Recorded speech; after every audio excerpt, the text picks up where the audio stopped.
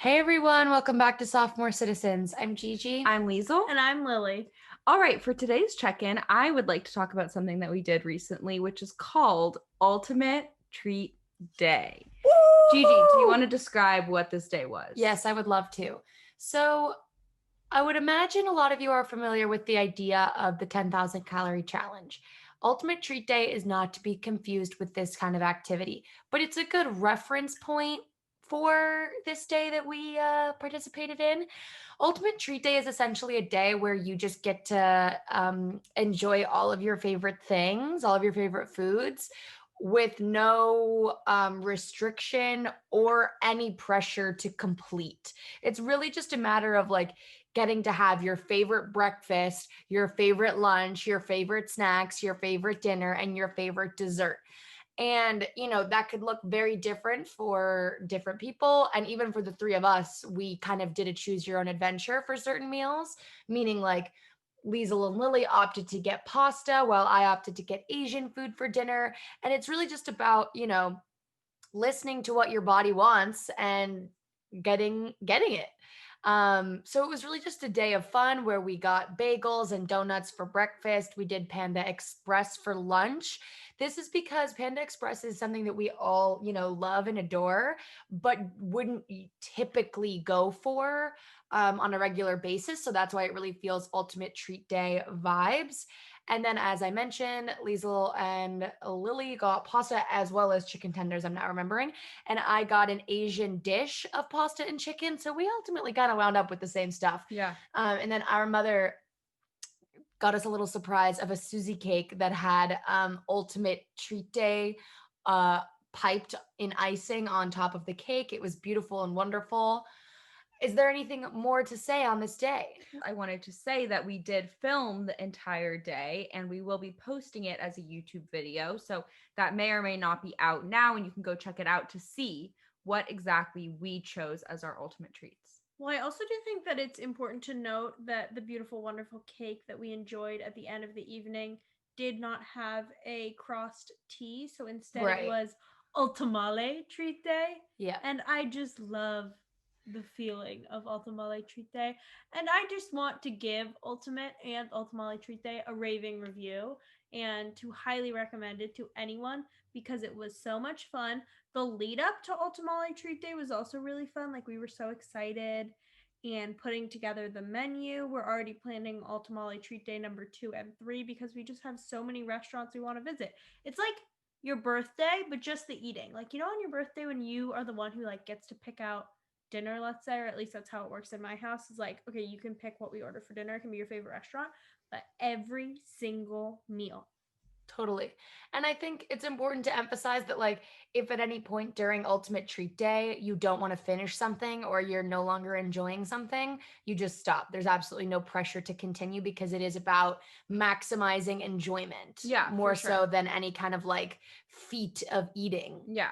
And as someone who has watched many 10,000 calorie challenges / just like ultimate, treat style videos, I always thought like I could do it. Like I could eat the 10,000 calories.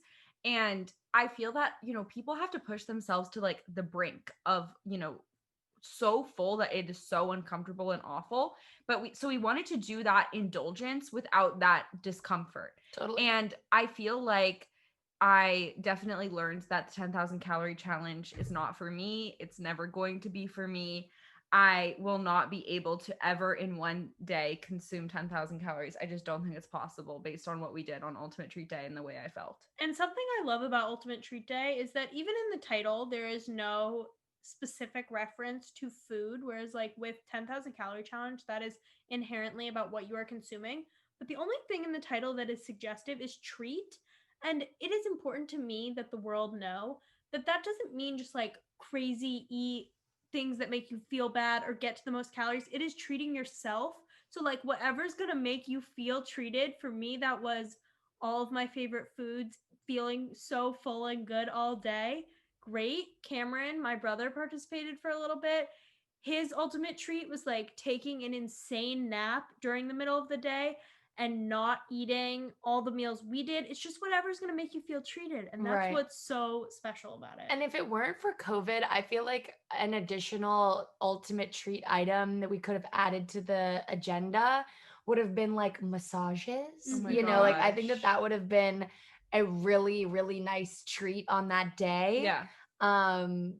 But of course, there's always Ultimale treat days in the future to come. Yeah. And I also enjoy, I've heard the phrase ultimate cheat day or the idea of a cheat day quite often. And that just contributes to negative, like toxic diet culture. And we don't want to participate in that. And we just want to emphasize the fun, the indulgence, and the freedom that you can get from an ultimate treat day and get rid of the word cheat day. Like that's a horrible way to think about your health and your diet and your eating and your habits, in my opinion. And to give credit where credit is due, I'm pretty sure on Parks and Rec, two of the characters did something called Treat Yourself Day, where they went and like bought a bunch of stuff. I think it was mostly purchasing. Oh. Like they just like were like treat yourself, like anything you want, like you get.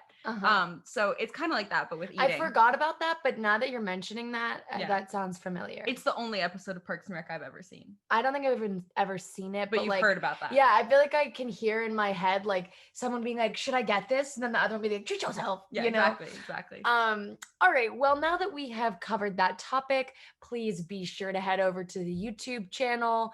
You can at some point in the near future expect the full video form of Ultimate Treat Day if that is something you're interested in seeing. And now for today's theme, we will be talking general New Year's Eve, New Year's resolutions as we close the chapter of 2020 and begin the new chapter of 2021. So I thought we'd just begin with general thoughts and feelings about New Year's Eve, the holiday. Lily, I know this is a topic you feel strongly about, so I'd like to give you the floor first. Thank you. I've said it on the podcast before. I'll say it again. Expectations have corrupted this holiday for me. I hate New Year's Eve. I will say it is my least favorite day of the whole year. It's your least favorite day of the whole year? Yeah. Wow. Well, I mean, I feel like that's it sounds dramatic, but I feel like in reality, it's the only day of the year that you can count on year after year being a disappointment. The worst day, like the actual worst day of the year is going to differ year to year. Yes. But like year after year, that will be one of your most disliked days. Exactly. That's a good point. I'm trying to think like what my actual least favorite day of the year is. But I can't think of one better than I know mine. December 21st? Not December 21st specifically, but the Daylight savings? Yeah, the day that happens. Yeah, which we've already covered. Yeah. You can head over to some of our previous episodes where we have covered our hatred for daylight savings at length. Right. So I just think that the high expectations that are never fulfilled make this holiday a letdown year after year. I've had decent New Year's Eves, but the movies, society, Instagram, everything makes me feel like I should be sparkly, partying, glamorous, and rarely does my evening look like that. So for that reason, I hate this holiday, and I would like for it to no longer be hyped up in the way that it is. I just also feel like there isn't that much to do on New Year's Eve. Like, yes, there's a defining feature of like it being a new year in the countdown and wearing sparkly stuff or whatever. But like other than that, it doesn't really have any like specific activities or like specific celebratory things to do. So I feel like you just wind up like hanging out with people. Oftentimes I find that I'm with people I don't particularly like on New Year's Eve. I don't know how that winds up happening. Not to say that like when we spent New Year's Eve together a few years ago, Lily, that I didn't like you, but you can understand what I'm saying of like the other people we were with. I wasn't like, oh, I love these people. These are my tight homies. It was like, why am I with you to bring in the new year? Well, right. I also think it's a time where people are traveling. It's around Christmas. So like even like getting all your tight homies together is difficult. So maybe that contributes to it. And on top of that, I do think that like there's a misconception that like let's start the year off right. Like how we start the year is how the year is going to be. And it's like, that's just so, it's no indication of how the year is actually going to be. 2020 being a great example. Like the New Year's Eve, at least for me, and I think for most people, was like pretty average, just like any other New Year's Eve. And this year was unlike any other, you Right. know? So it's just clearly no indication of how the year is going to go. And I understand the mindset of like, we got to start this off on the right foot or like, that kind of stuff. But like at the same time, I just think it gets given this like undue power. Totally. And I think like finding the right venue on New Year's Eve is like the most difficult thing ever. Because if you want to go out to like a club or a bar or like a restaurant, like I feel like everything is so expensive and you have to like buy a ticket to like these weird events that like no one is really like I forgot sure about if that. that will actually like pan out and be a good place to have paid for to have your New Year's Eve. Or you go to someone's house and that's also kind of a gamble because you never really know what the vibe is going to be like. And very few times you get invited to someone's house on New Year's Eve and it's like this beautiful modern like mansion that you're hoping it's going to be. It's usually just like someone's mom's house, And even vibe. speaking from experience, speaking of this party that Lily and I went to a few years ago, someone had rented a house that was like, up in some hills, like whatever. And it still wasn't fun or good. I remember it being super windy and like not cool. There was maybe not even Wi-Fi, if I remember properly. So like it's not even when you think like sick, like we're going to a mansion, it's still not what you want it to be. Yeah. I also would like to emphasize this as a sophomore citizen. I think that New Year's sucks the most in the sophomore citizen phase of life because, at least for me, I mean, I turned 21 this year, so I've never experienced being 21 on New Year's. So going to a club legally has never been an option for me. So that kind of leaves me in a weird spot. And then you run into the like, okay, do we want to go to this party? Like, if you're in college, then like, do you want to hang out with your high school people? Or if you're still in high school, like, can you even drive yourself? Or like, then you throw drinking in the mix, then Ubering in the mix, that all gets complicated. So I do think as a sophomore citizen, it's especially bad when you're like, I am in this weird in between. I'm like, I'm too old to just like sit at home with my parents, but I'm not old enough to like go out to a club or like be invited to a party of like my close friends that I really want to be at because logistically that's just not that possible. And then it sucks. Well, but even sophomore citizen up to like 30, being in your 20s, it's still awkward and weird. Like, okay, I'm not like a full adult with like kids to do like that kind of thing or like be with my other adult friends. But like you're saying, Liesel, do you really want to go to like the club that you're paying like $60 to go? Plus 60 plus. Sorry, I don't even have any reference for that. Like I just kind of threw that number out there. Yeah. But like, I agree with what you're saying, Lily, but like sophomore citizens, even being above 21, it's Yes, a weird, absolutely. the whole thing is just weird. Yeah. And like, here's the thing.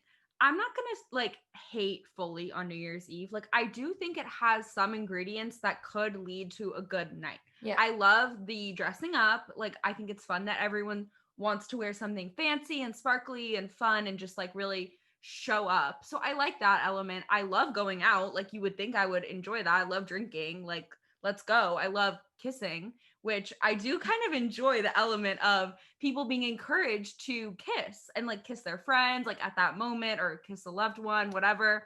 Like I kind of do enjoy that element, especially like if you know someone who, let's just say, has a crush on like another guy that like trying to get them together on New Year's Eve.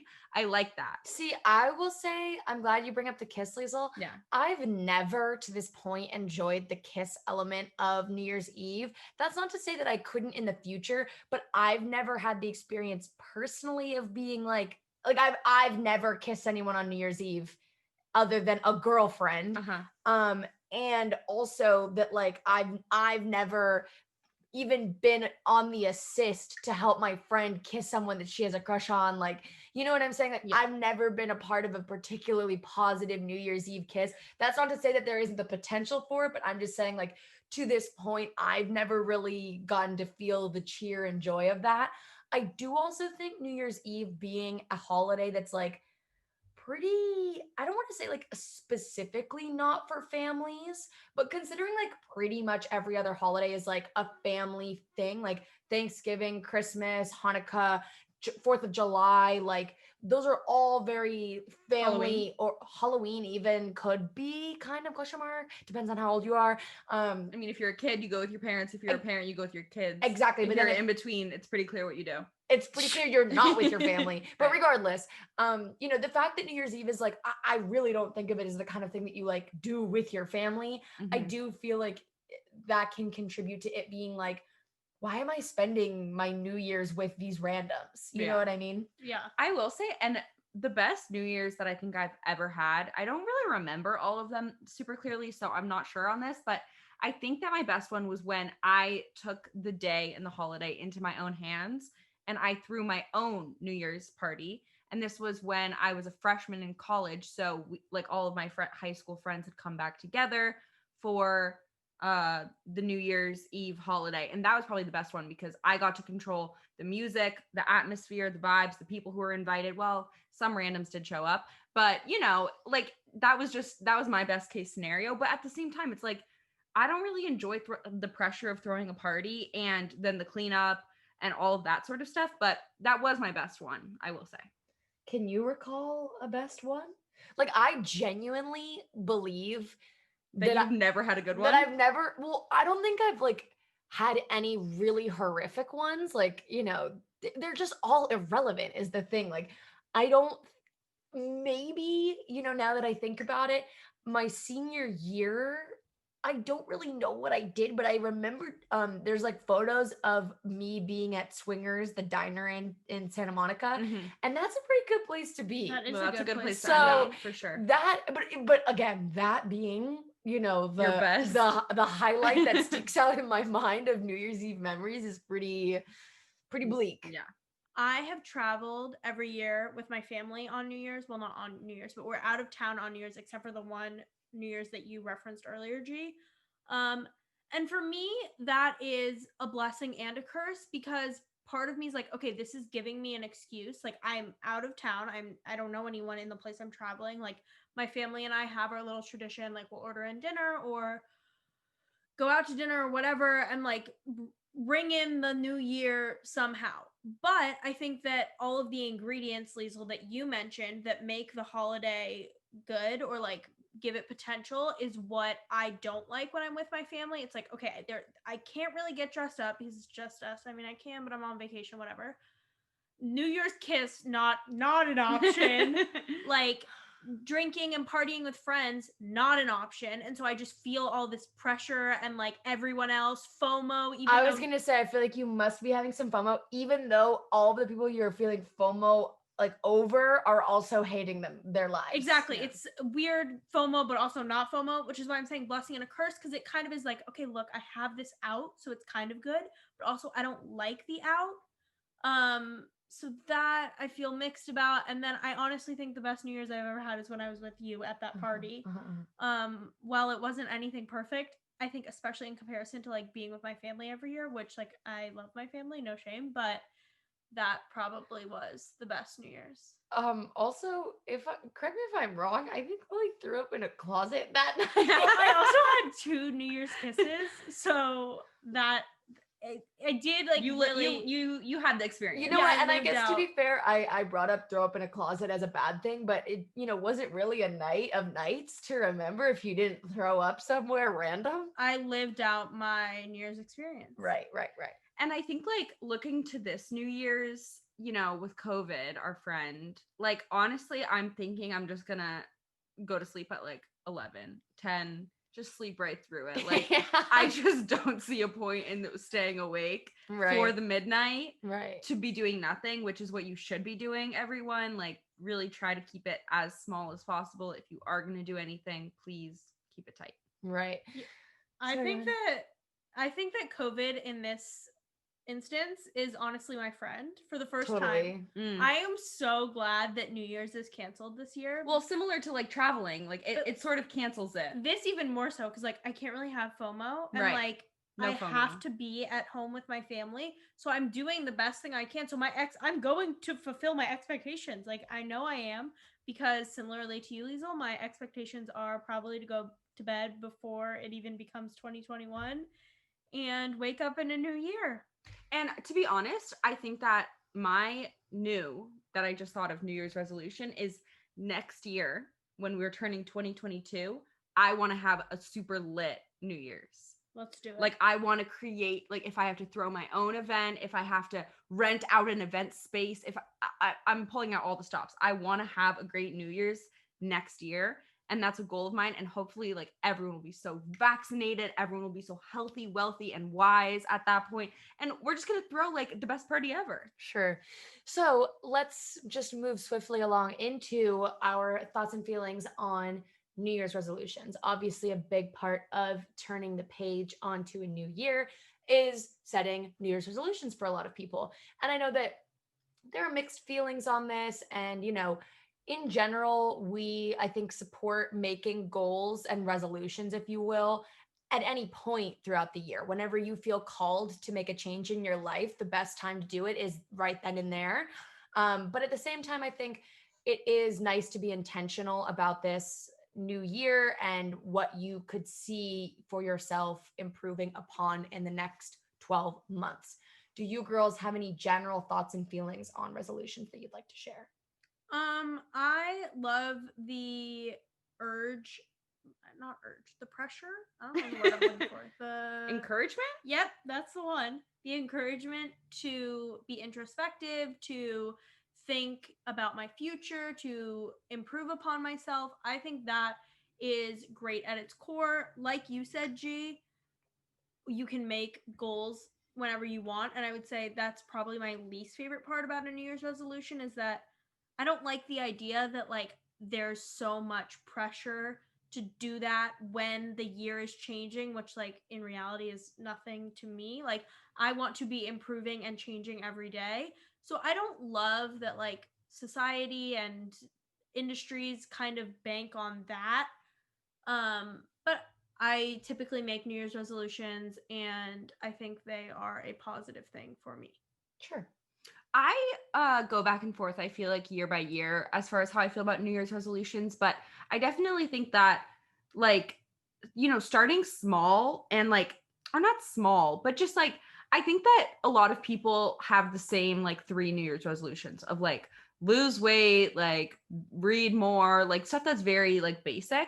But I think that like last year, me having the intention in my mind of becoming a better dancer has opened up my eyes, and just like quarantine in general. Like I feel like when quarantine first hit, people were like, this is our time to like learn a new language. This is our time to like, learn how to knit, learn how to sew, learn how to do all this stuff. Like I think that energy of like, what can I learn, and like what are areas of my life that I can improve on that are more specific and concrete and less just like vague in general, because I was always so like disenchanted with New Year's resolutions because I genuinely saw them as like try to lose weight, read more books, or like I don't know, sleep more, drink more water. Like I just saw them as the most basic ones because that was what I always was exposed to, But I think the more that you can get creative and really reflect, the more that you can get out of your New Year's resolution. I think also it's important for me to write them down, and also to like along the line of being specific with them, try your best to create like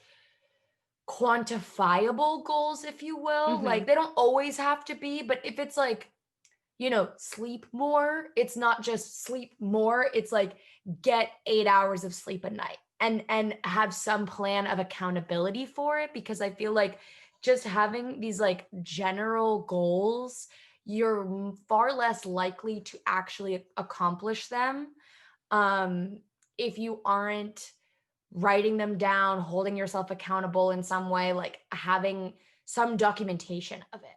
Totally.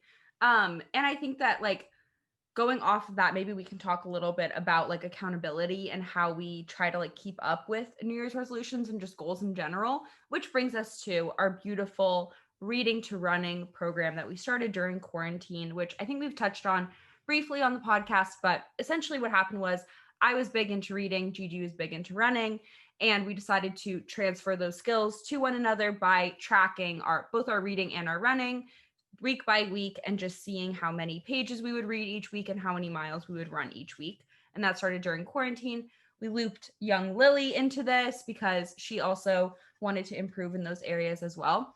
And having the accountability of like a weekly chart and check-in and all of that sort of stuff, like, has genuinely been revolutionary for my journey as far as running. Like, we recently ran our 10K, and like, I don't think that I could have ever run a 10K or even like gotten to that mental place of thinking that I could run 6 miles, like, because I just felt so trapped, like, within, what I thought I was capable of. Right. And I really do feel like tracking it week by week and watching the progress go up and sometimes slipping down and going back and forth. And now we have also like those charts that we've made on Excel to like look back at and see like how we progressed, what we did.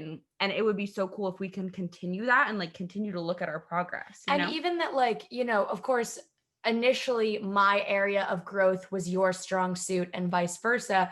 But I feel like for us to be tracking both and like encouraging each other in both makes it that much more like rewarding and exciting, and just gives such a sense of accomplishment that like both of these areas are continuing to improve despite kind of where you started, where your partners are at. Like, it's really, I think, just a positive reinforcement rather than any kind of competition. It's really about cooperation. Yeah. I also want to emphasize that, like, if I heard, for the most part, like, people on a podcast be like, okay, so you're going to make charts and like put them in Excel and like this is, I feel like that wouldn't register for me personally. I'd be like, okay, like what? Like, I don't, but I really do just want to highlight like how impactful this has been, and like us doing it together has been so great. So if anyone listening like has other people that they would want to do this with, where it's like, okay, we're going to write stuff down. It's as simple as like taking a piece of paper and literally writing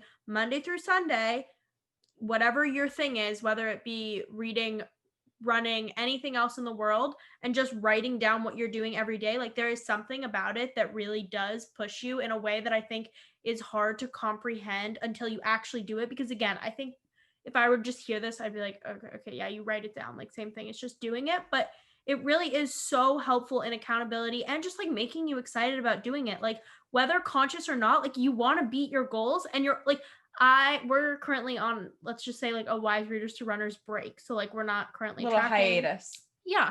That doesn't mean we're not still running and reading, but just like, I haven't been keeping up as much, and I have not been reading because I'm like, oh, I'm not writing it down. And yes, the writing down doesn't actually matter. I'm not proving it to anyone. It is just for myself. This is not going anywhere. It doesn't matter. But I'm less encouraged to read because I'm not writing it down. So it feels like it doesn't matter. And somehow this program has changed it all for me. And it also sounds like this is an ad for Wise Readers Runners, which just is not an official program or anything. It's just something we like to do. But I want to emphasize that and just say, for anyone who's listening and being like, okay, yeah, like, actually listen and do it because it works. Yeah, I would say that the charts, especially as you're saying, Lily, like, if I heard other people talking about this, I'd be like, that's so like silly, like, yeah, goofy. I just like don't see myself actually charting it. But like, I would say that the charting adds to the fun. Like, 100%. It is a fun activity at the end of the day, and like, especially getting to see the like visuals of progress is really fun. And to add to what Lily's saying about the charting being a motivational tool, like, on this hiatus, essentially, like, Liesel and I have been going since quarantine, like since mid-March essentially, or like maybe end of March, April, like right around there, up until probably December. Yeah. We have been charting every single week, every single day, and, compiling all this data. And I do think it was good for me, and I think for you and for you, Lily, that we have taken this hiatus, because I think it is important to just like, not be focused on any kind of like improvement or whatever, numbers, data, anything like that for a little while. And I was feeling myself needing a bit of a break, especially with like school finishing. It just kind of felt like, all right, this is my time to just let it all loose. Yeah. But now I'm like that much more excited to get back into reading, back into exercising in whatever way I can in a safe way and get back to my charting, get back to everything. It sort of reinvigorated me Totally. to get back into it. And I think that with goal setting in general, like an amazing thing to do is to have an overarching goal and then have mini goals within that. And I do feel like with reading and running specifically, like they are a means to another end. You know, like for me, running is very good for my mind and my body. You know, like mental health and physical health is improved, you know, typically by running and exercising more and all of that kind of stuff. And for me, like reading is a type of relaxation activity that, in my opinion, is so much more mindful and dedicated and focused versus like watching TV or watching a movie. Because when you're watching TV or a movie, you can be on your phone, you can be like not really paying attention, you can It's fast much forward. more passive. It's much more passive. Whereas reading, like it is a form of escapism usually, and it stimulates your mind for sure. And it's very like focused and mindful and purposeful. And like you can learn so much. And like I truly think that reading is something that more people should really like put their time into trying to like work on improving that, because like reading for fun, like even if you're in school and even if you have a job, like reading for fun and like reading books that give you joy, like it's just a different kind of experience. And I feel like both of you girls have really come to like feel that way this year. Totally. Absolutely. It is never something I thought I would do. Like I remember a year ago, people being like, "What's your favorite book?" And me being like, "Oh my God, this is so awkward because I haven't read a book." I literally, oh my God, this is so embarrassing. But I literally said, someone asked me that, and I was like, the last book that I remember reading cover to cover was in 5th grade. I read The Phantom Toll Booth, and I was like, I really liked this book in 5th grade. Like I had not read. When people were like, "Oh, reading for fun," I was like, oh my God, no. And I have come to thoroughly enjoy it, want to do it, all things of that type. Right. And I do think with both reading and running, it is the kind of thing. And I think yoga is sort of similar for me. Like they are all mindful activities that can be a little bit uncomfortable at first. Like it doesn't necessarily come naturally, or it's something that like you're like, when is this going to be over? But then before you know it and you're in the groove of it, like it really is an enjoyable thing. And to add to what you're saying, Liesel, of big goal with mini goals underneath and quantifying goals and all of these things, reading more has been a goal of mine for a long time, because similarly to Lilly, I think the last book that I had read cover to cover that was not for school prior to this was The Hunger Games in 6th grade, or like, you know, one of those trilogy books. And that's just not something I'm necessarily proud of. And so the fact that I've read 10, if not 11 books this year is like huge. Yeah. It's huge, huge, huge. That's more books than I've probably read in my entire life outside of school combined, you know? And so the fact that like year after year, I've quote unquote wanted to read more, and it took this, you know, recipe, the reciprocity recipe, as we call it, in order to put things into action. And the fact that it's been so successful is like so wonderful and magnificent. I also do think that reading, running, yoga, other things of this, Journaling would be another good one. They, at least for me, really build routine. So like Gigi said, I come to enjoy it. Like with reading at the beginning, I didn't enjoy it, and I've come to enjoy it. But it also has been built into my life in a way that, like, whether or not I like it, which I do, it's part of my daily routine. And that structure and reliability, especially in COVID, has been so valuable. And so I like it for the activity, but I also like it for the fact that I know I get into bed and I read for 20 minutes before I go to sleep. And like, it's not even something that I either like or don't like anymore. It's just like part of my daily structure. And I feel like I'm being repetitive with that word, but that it has value beyond just its face value of going for a run, doing yoga, journaling, reading. Like it becomes part of you in the, I mean, that sounds like so cheesy and whatever, but it does become part of what you're doing and who you are in a way. All right, so now we will be talking some specific goals, hopes, and dreams for 2021. Liesel, would you like to start us off with your first goal, resolution, hope, dream, whatever you feel, you know, it is? Yes.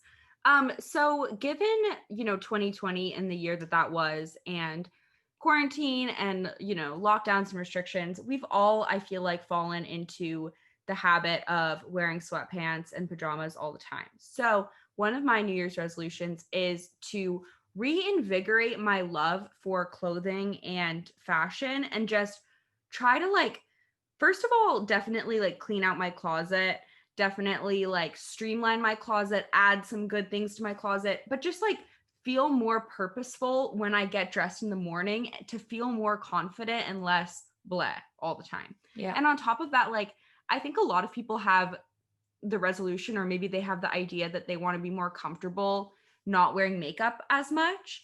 And I've really embraced that. I will wear no makeup pretty much anywhere. It doesn't bother me at all.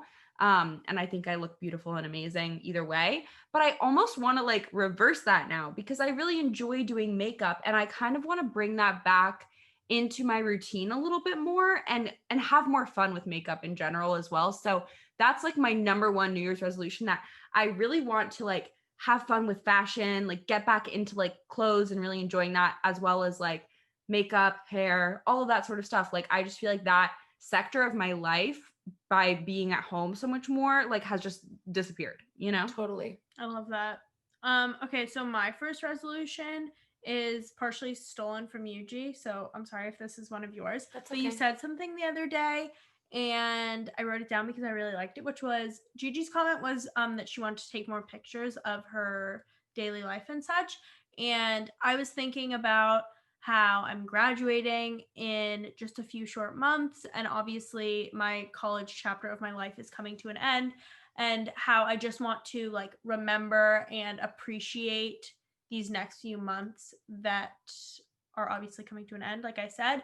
So take more pictures and just be more deliberate in the end of my college journey, because I understand that it will no longer exist pretty soon. So those kind of go together, but the concrete version is to take more pictures, and the more abstract version is just to live in the moment, embrace, feel great about, no regrets. Totally. And I will say, as a fun psychology fact that's kind of related to that, I learned that the way that our brains store memories is that we remember the end of something as the way that whole thing kind of was, and we kind of over remember that.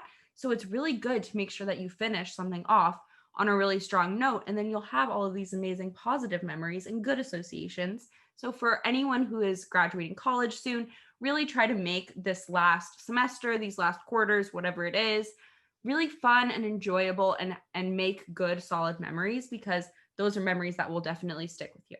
Totally. And just to add to what Lily was saying about my comment from a few days ago, luckily this wasn't one of my resolutions for 2021, Thank God. but it was something that I had said that I wanted to be more intentional about taking more photos, because I was explaining to Liesel how I feel like, especially during quarantine, I'm not that likely to take photos of everyday life, which, to be fair, there is not that much going on, but even pre-COVID, technically there's not that much going on day to day.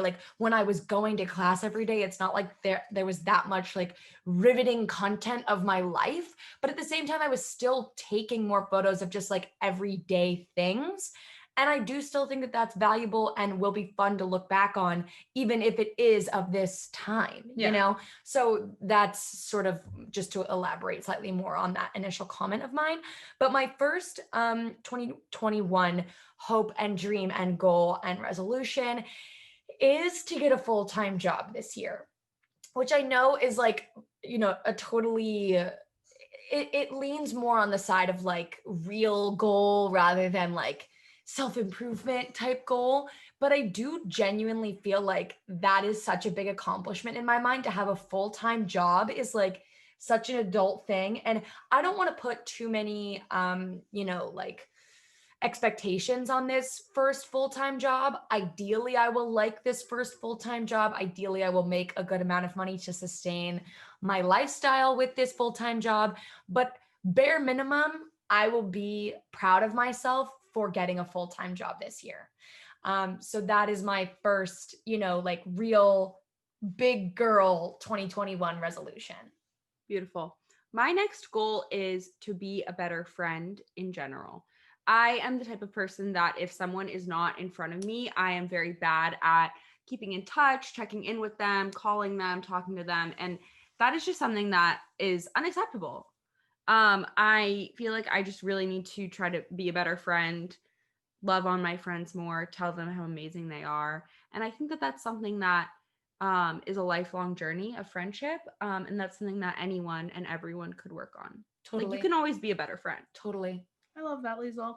Okay, so my next goal, which is also sort of my final goal, but it takes a lot of sectors. So my next goal is to focus more on how I feel, which is sounds kind of weird because first of all, I always focus on how I feel. I trust my body. My body tells me how it's feeling, how I'm feeling, etc.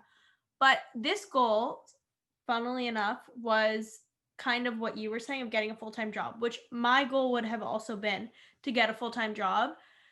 But I want to rephrase that for myself into like make sure like whether or not I get a full-time job, like let's be realistic, maybe I won't get a full-time job. It's COVID. I think the job market is crazy right now, etc. Let's just say I don't get a full-time job, to feel that like I gave getting a job all of my effort and I felt proud of myself. So I think that in general with a lot of things, and I can share a few of the other ways I see this taking shape in my life in 2021, be focused more on like the abstract of it rather than the concrete. So I know that I'm someone who puts a lot of pressure on myself.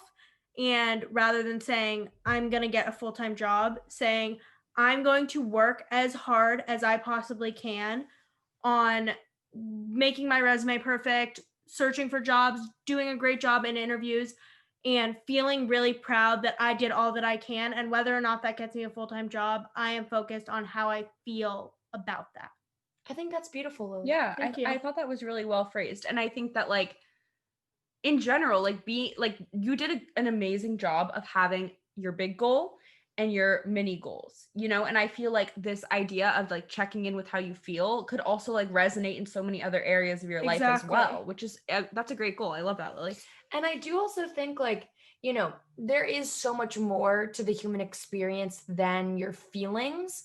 But at the same time, like at the end of the day, like all you're doing is feeling things, whether it be physical, emotional, mental, spiritual, whatever, is just feeling things. Right. So it's like if you are focused on the feelings, then ultimately like whatever the outcome or the external isn't nearly as important. Exactly. And again, like as we go through more goals, I can share the ways that I feel like this will take shape. But I just feel like in general, this as a goal setting mechanism to like focus on how you're feeling can be so much more powerful in some ways. And I'm not saying that like concrete goals aren't also very important because I have them and I value them.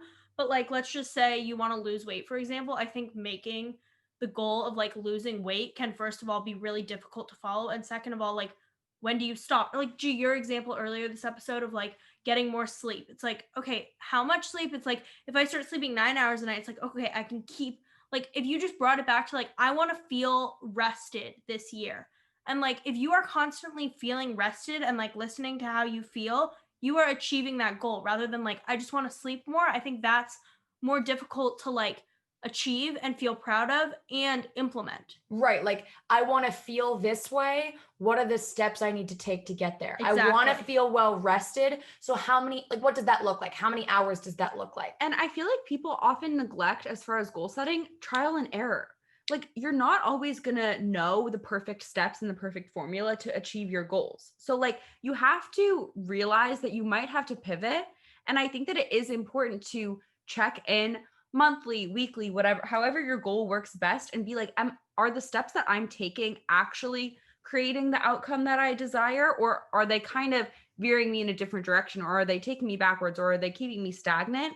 You know, and you have to continue to change and alter them. And like oftentimes these big overarching goals that we have, like we need to continue to change the mini goals that contribute to them. I do also think like people will set goals, like for example, I want to read more, and that doesn't even bring into focus what that does for you. Right. It's like I want to feel like I'm exercising my brain, or I want to feel like I can have valuable conversations with people about the stuff that I'm reading, or I want to feel like I have a better understanding of other like human experiences through books. So that's how I'm going to go about it. Right. And I think that like it's a lot. I get what you're saying, that it is slightly more abstract than it is concrete, but I do genuinely feel like it brings so much more meaning to the concrete, if you will. Yeah, you know, absolutely. and like just going into what my next resolution is I would like to stretch for 10 minutes a day every day. That can be when I wake up, that could be before going to sleep, that could be after or before exercising. And I'm keeping it at 10 minutes because I feel like that's very achievable. And I know that stretching is something that I've abstractly tried to, accomplish in the past, and it just is I'm not very good at making it stick. And so I think, like, first of all, making it quantifiable, 10 minutes a day. And second of all, again, what is the greater purpose that it's serving? I want to feel like my body is, being respected. I want to feel like my body is functioning properly, because I do feel like when I'm not stretching, my body is a little more achy, a little more upset. And so ultimately, going back to that feeling, I want to feel like I am investing in my own physical health. And I do think that stretching is a good way to do that. Totally. Yeah, like I think bringing in the abstract and the concrete and bringing those together is the best way to like set a goal, and you have to keep coming back to both of those elements. So my next New Year's resolution is a little bit interesting. It is to read the Bible. Now I know about this. What? So yeah, I'm not having a strong reaction because I know all about this. yes, I know this is a little different. Basically, there's many facets to why I think it would be interesting to read the Bible. First of all, just to say that I did it, like, kind of gave it a crack, seeing what all the hype is about. I do like in myself a bit of a know-it-all. I enjoy knowledge. I enjoy knowing what I'm talking about. And I do think that religion, specifically like the Christian religion, especially here in the United States, like, is a hot topic, and it comes up a lot. And I think that it's something that like I would like to be able to enter conversations with Christian, religious, non-religious, atheist, agnostic. Like, I want to be able to enter those conversations like fully knowledgeable about the topic that I'm talking about. I feel like I'm curious because I know that people interpret the Bible so many different ways. Let's take, for example, gay rights. Some people say like, oh, the Bible like actually says like nothing about that. Like, it's kind of misinterpreted. Some people say the Bible says, being gay is the deadliest of deadly sins, So I want to read it for myself, come to my own conclusions from it, and just reach a greater understanding of like what the hype is all about. And I think it would also, like, as far as like a reading challenge, I do think it will be extremely challenging for me to read and get through, because I typically don't read like old-timey scripture. And it's really long too. So it works on it's a good reading goal, because like I'm not really going to set a reading goal because I know that I can read a million books that are a million pages, and like it's not a challenge, but I do think that the Bible will be a good challenge. Right. I love that. And I do also think like there are obviously so many literary references to the Bible, like all the time. And, the amount of times that I've been in English class and they've been like, oh, this is like, who knows what this is a reference to? And a few hands shoot up, and it's kids who have read the Bible because it's a reference to the Bible. And I'm like, I didn't know that. Not that it, you can still learn without having read the Bible, but like, I do think that it adds another layer of dimension to a lot of books, either that you've read in the past or that you will read in the future as well. Yeah. I also just think that's the most badass thing ever, to be like, yeah, I read the Bible. Yeah. And like, I truly think like if anyone wants to have like, religious debate with me, and like, I'm down to like debate about religion. Like, that's kind of like really up my alley, even now when I haven't read the Bible. But like being able to be like, I've read the Bible, like, let's go. Let's talk about it. I'm ready. I'm ready for that. Okay, so as I mentioned, my previous goal of just focusing on what my body is telling me and how I'm feeling is my final goal resolution. But that, in addition to taking a professional path like I mentioned, with getting a job. Well, I also think, I mean, I think it's going to take shape in every facet of my life. Okay, I would love for that goal to also play into my love life, because if I were just making goals, it would be to have a boyfriend. But I'm not going to say that because, first of all, that sounds dumb. Well, to be fair, my next goal is to kiss a boy I like. I can speak on that when it's my turn, but I just want to validate that that's Thank not you. like an absurd thing to say. Okay, thank you. So yeah, And I think that, Lily, to be honest, like I will say, like, I am helping you to achieve that goal already. I don't know how much you care to share, but Liesel, I really think you should share if you I think want to. I will start by saying Liesel kind of pushed Lily into the deep end of a dating app that she's already mentioned, the Locks Club, which she's had little to no success on until Liesel's intervention.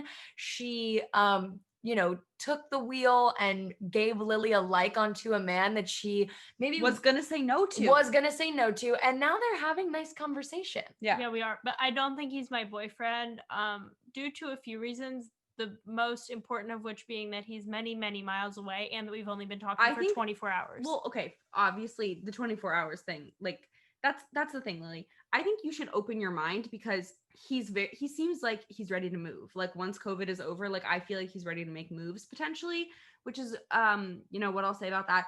And like I just think like Lily is definitely a person, in my opinion, who falls I don't want to say falls in love, but is into personalities, Yes. like many of us, like we get attracted to getting to know someone.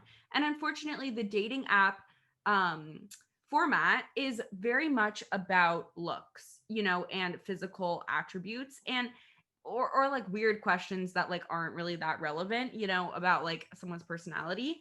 And I feel like the more that like if you are on dating apps, you just say yes to everyone and see if any conversations do happen. Like if you take in your mind the perfect personality that you really like and you map that onto the person that the image you're seeing in front of you, if you would marry that person, swipe right.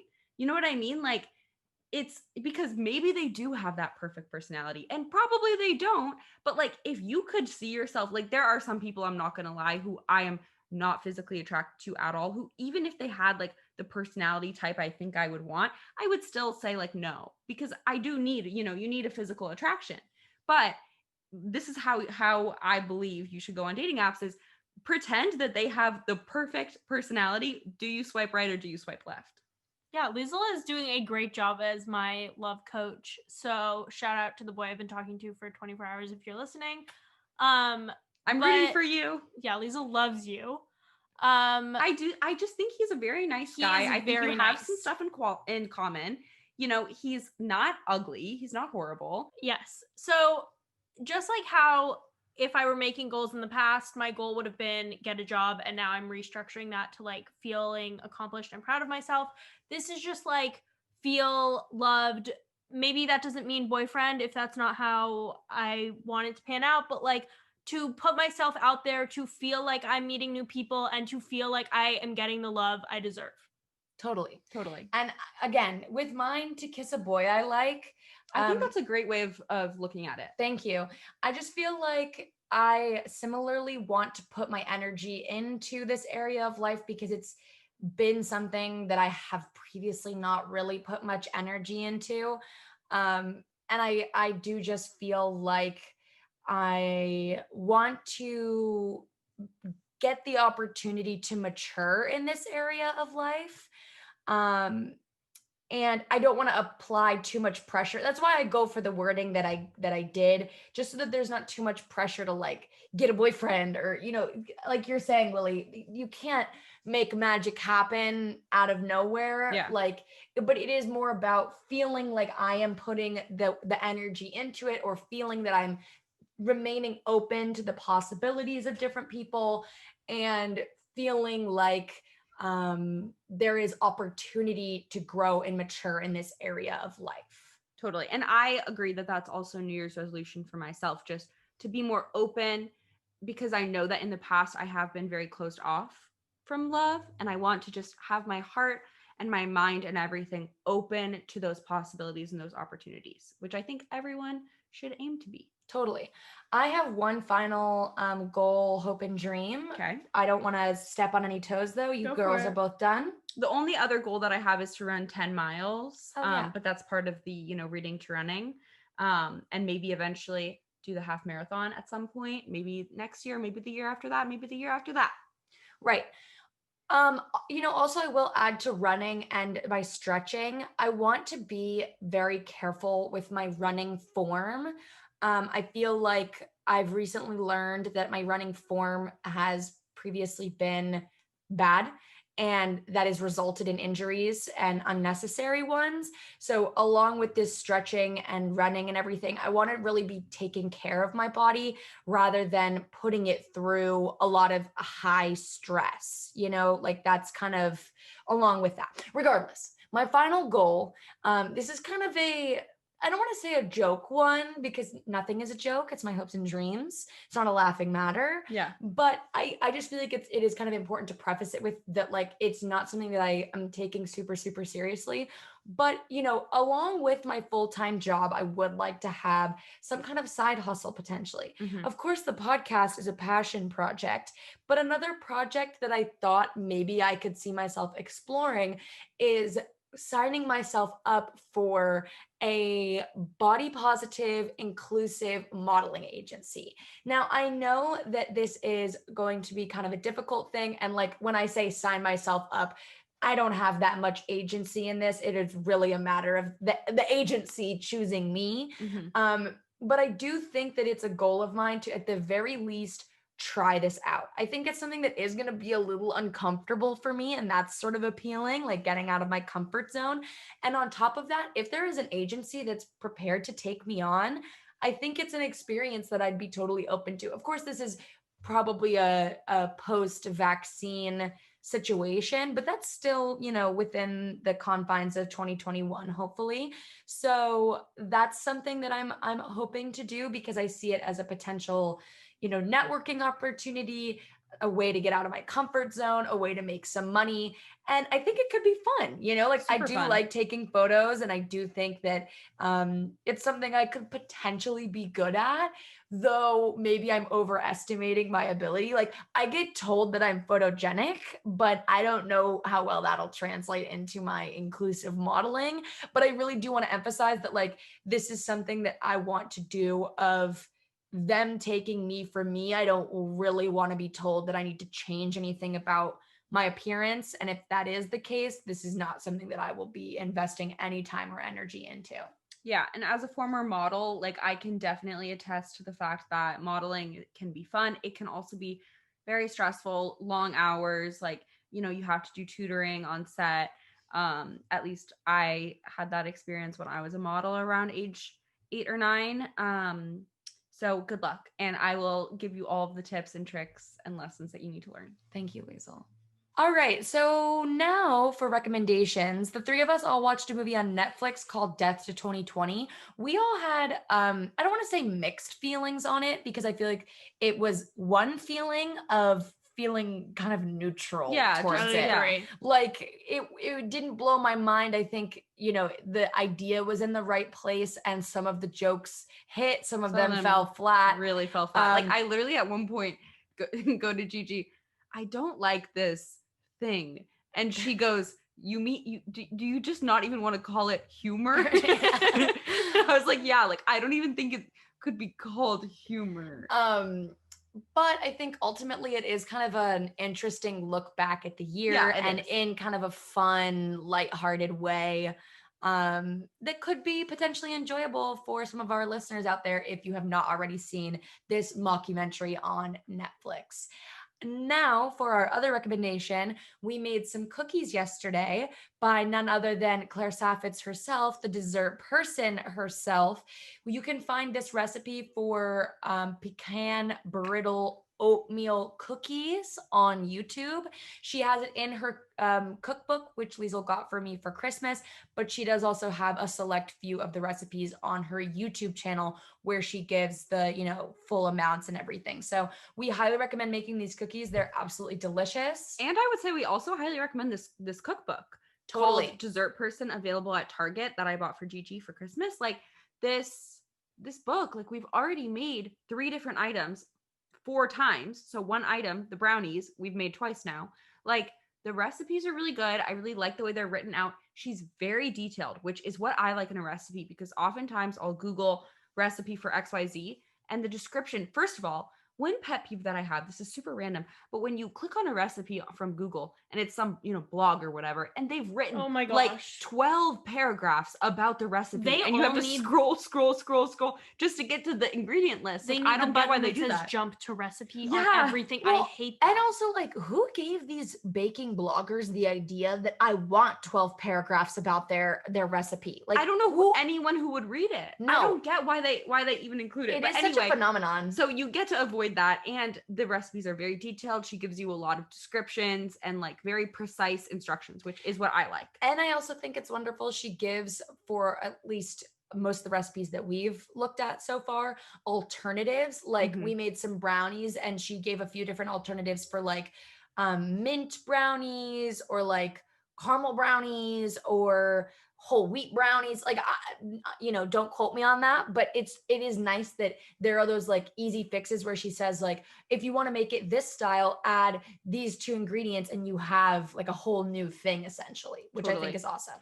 And that just reminded me of another New Year's resolution of mine, which is to make a croquembouche with my dear sister Gigi. Like that's literally my dream in life. Yep. Well, thank you for listening to Sophomore Citizens, the podcast by young people for young people, with new episodes every week-ish. So be sure to head over to our Instagram, TikTok, and YouTube to check out more content from us. And be sure to leave a 5-star review. And Happy New Year.